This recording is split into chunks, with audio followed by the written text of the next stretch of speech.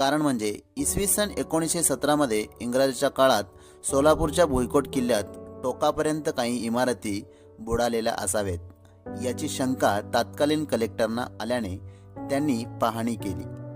तेव्हा मंदिराचे काही बुजलेले स्तंभ दिसले, म्हणून इसवी सन 1919 मध्ये लॉर्ड गव्हर्नर यांच्या परवानगीने उत्खनन करून शोध घेतला असता उद्ध्वस्त अवस्थेत आढळलेले चालुक्य काळातील हिंदू शिवालय व गर्भगृह सापडले। एका शिवसेवकाला मूर्ती व शिवलिंग सापडले। तेच शिवलिंग घेऊन तो बाळीवेश या ठिकाणी त्या शिवलिंगाचे मंदिर बांधण्यात आले। हे मंदिर पूर्ण दगडी बांधकामाचे आहे। या भिंतीच्या खालच्या बाजूस नक्षीकामाची पट्टी आहे।